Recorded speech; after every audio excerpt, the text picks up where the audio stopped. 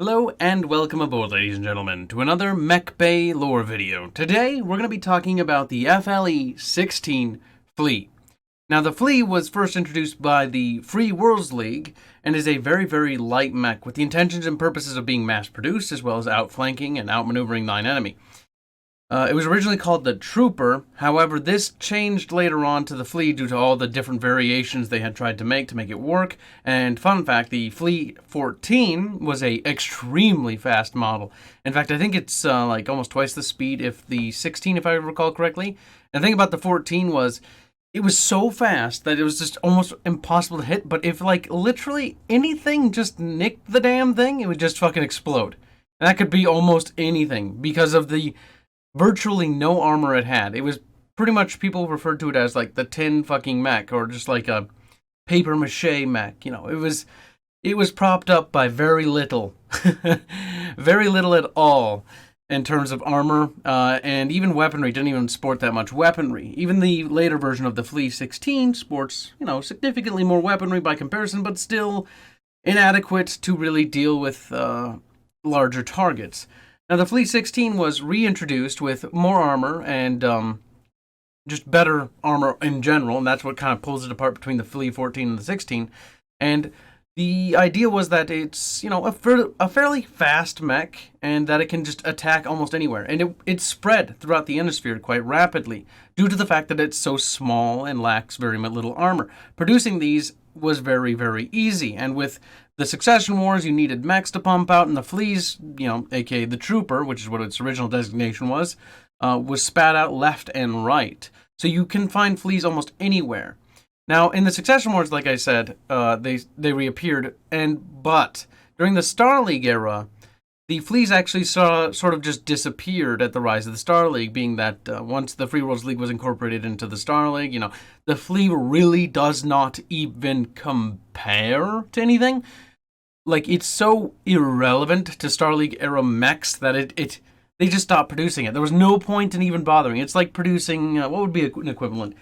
I mean, it'd be like bringing a musket weapon to space, essentially, in terms of just how backwards the mech overall design was. It was great for what it was intended for, but much like a lot of the Free World League's designs, it suffered an abundance of problems. The FLEA, when it was first introduced, not only did it just have issues with no armor and just lacked the survivability, it just didn't quite meet the specs that the Free Worlds League wanted. They wanted a trooper mech, much like the name. A mech that could just sort of be spat out like infantry and just sort of fight mechs like, you know, a lower tier mechs, but just sort of like overwhelm the enemy. The thing is, that didn't really work out, and with the evolution of mech tactics and the way mech warfare works, with the formation of lances and things like that, FLEAs are more used as advanced scouts, if anything, or harassing forces. Now, don't get me wrong, a FLEA is not something you want to encounter as a soldier. I mean, you'll still be shitting and pissing yourself to no end when you see something like that, anything. Infantry can probably take it down relatively easily compared to the other mechs, even the other lights for that matter. But it's one of those mechs that you just want to be kind of wary of, especially with light armored vehicles. It is excellent at hunting down, you know, light support craft, you know, like wheeled vehicles, Humvees, even some light tanks. I mean, demolisher tanks will literally make the little fucker disappear. So I wouldn't recommend ever engaging a demolisher with the FLEA. Now remember, the one trade-off the FLEA will always have is the fact that it is highly mobile, meaning it can outmaneuver almost anything. And if you've ever played MechWarrior Online, you've probably seen your fair share of FLEAs. And your fair share of spiders. But that's fun. We'll talk about that mech in a later fucking video. The FLEAs in that game are represented in such a way that, well, in most lights in that game are represented in such a way that they're just absolutely outrageous. In terms of just, they can utterly kill everything. For those of you who played MechWarrior Online, I'm sure you know my pain. But basically, to sum it up, is the FLEAs, and this is a problem a lot of the video game adaptations have, by the by. It's not as much of a problem as on tabletop, it's more balanced. I'd like to point that out quickly before we talk about the video game adaptations about it, because it is important to note, especially for the upcoming games that you guys are probably going to be interested in, that the FLEA is very fast, and yes, it has like very little armor. If anything hits it, like an AC-10 or AC-20, the little fucker's going to be like pretty much deleted at that point. However, it's the speed, and if you can run the torso twist and the maneuverability of a heavy. I mean, even mediums are going to have a hard time hitting a FLEA, to be honest with you. It's not an easy job. A medium probably will be a lot better at it, because most mediums have no problems with torso twisting and just outright maneuverability. But a heavy or an assault is going to be really agitated, especially if left unsupported by these things. And you'd see this very often in MechWarrior Online games like that. For example, when I'd play my King Crab, I would basically, you'd try to back yourself into a corner, because if you don't have any friendly fire support, or your lance is down, or your lance is currently caught up and engaging other mechs and cannot break engagement, because if you're unable to break engagement and you're stuck in engagement with if you're stuck in an engagement with multiple enemy mechs and there's one of those, it's pretty much over. That little fucker's going to go behind you and just zap away your rear armor. And don't get me wrong, that's actually a really fucking valid tactic. And that's kind of what the FLEA is. It's it's kind of like the Raven. It sneaks behind you, pops some SRMs in your back, and you're just going to be fucking sad about it. The FLEA is the same way, except worse, because it's so freaking fast. But again, it does trade off the speed for, lacking papier-mâché armor. And while the FLE 16 FLEA is a much, much more improved version of the FLE 14, which I don't think you'll even find, because the Free Worlds League just sort of scrapped that design entirely, because they're like, yeah, this is literally cancer. It gets hit by anything, and it just fucking explodes.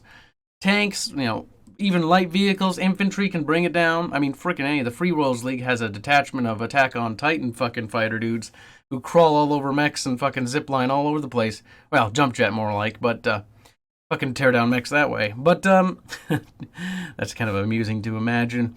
But yeah, no, the FLEA it's a versatile little light mech, and don't get me wrong, it's no pushover, but it is one thing that I cannot stress it enough, honestly. It's got no armor.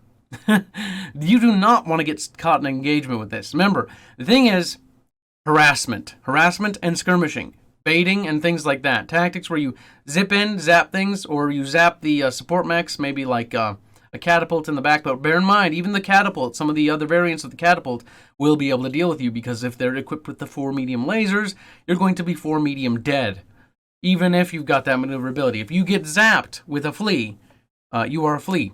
Like, the name is very adequate, and I think it is stated repeatedly in the lore how adequate that name is. The FLEA is quite literally a FLEA. It's annoying, it buzzes around, it's quite bothersome, but it does have a bit of a sting, and that's one thing that you should never underestimate the FLEA for. Now, the FLEA has a top speed of 151 kilometers per hour. Now, that's pretty goddamn fast. Even some of the progenitors, the ultralights, which will be invented further down the timeline, are going to have a little bit of trouble keeping pace with that. And it has a cruising speed of about 97 kilometers per hour. Even fucking cruising, it can outpace some of the other lights, which is kind of embarrassing. The FLEA is a fast mech, just to stress that one final time. It is armed generally with 2 Martel medium lasers and 1 Olympian flamer. The 2 Martel medium lasers will definitely erode away anyone's rear armor if you get hit repeatedly with it. And considering how many times it can hit you in the rear, considering how fast it is and how maneuverable it is, it could be quite devastating. And the Olympian flamer, I mean, honestly, I normally would recommend replacing the Olympian flamer, because, again, the Olympian flamer suggests that you're going to be fighting, infantry or things like that. And it works fantastically on infantry. However, bear in mind, most of the video game adaptations do not use infantry. I know it's a real big shame, because some of these mechs are completely useless, or not as useful as they would be in combat scenarios. However, you can modify it out with like a machine gun or maybe another light laser. We gotta bear in mind, the poor little FLEA can't handle too much weight, so it can only fit small stuff. So yeah, you're definitely gonna want to swap out the flamer. If you're playing tabletop, the flamer can actually be quite adequate, and especially how flamers work, being that you can choose heat damage or heat or damage. But that's a story for another time altogether when we do tabletop stuff. But other than that, yeah, it's a pretty standard mech. It's dangerous, don't get me wrong, in terms of its speed, but again, I really can't stress enough how light armored these things are. I mean, it truly, maybe the only way to really experience this is to watch one just get obliterated in one single shot. But these things have a nasty record of just exploding. It's not by no means my favorite mech, considering how much they go boom and they blow to little pieces. For example, there was a battle a long, long time ago in these 4 Succession Wars in which a a horde of fleas, along with the wolf dragoons, charged an enemy position, and they're like, swarming them. And the enemy's like, oh no, there's a ton of fleas. Except what happened to most of the fleas is they just kind of just blew apart. Like, either A, they got, like, knocked out, or B, there were just bits and chunks of fleas everywhere. Like, it was a valiant effort, but again, the flea is just one of those mechs where it's, I mean, if you can mass produce them, they can be kind of dangerous, but again, tactically wise, even on Warfare, you're going to see these things operate in more of harassment sort of rage as they just quickly attack a supply line and just get the hell out of there because they can. I mean, even helicopters will have a hard time being able to, outmaneuver them even with terrain advantages, like mountains and things like that, where fleas are going to have a difficult time moving. And bear in mind, while the flea is extraordinarily fast, it does begin to suffer on climbing up hills or, certain terrain aspects of that, or even like unstable ground with large boulders. It can slip and fall. So you're going to want to be cautious. The flea, honestly, I think it gets its best, you get the most out of it in like forest-like regions or mild hills.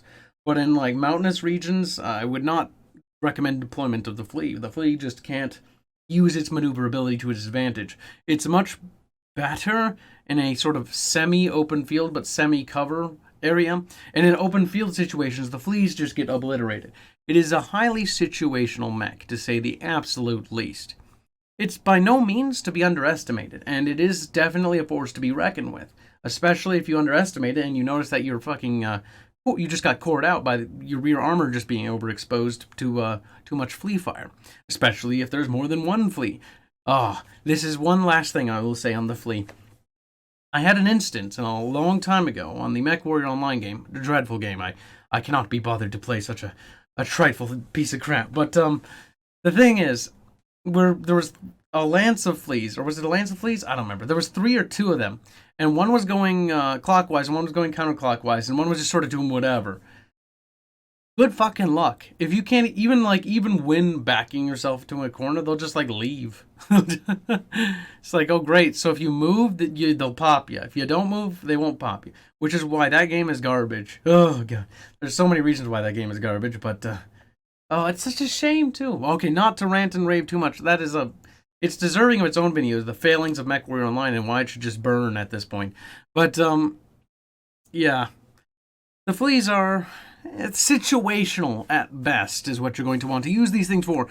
Now, again, do not dismiss the flea. The flea is definitely something that you should always be like, all right, that's a flea. Gotta keep him in mind where that little fucker's gonna be going.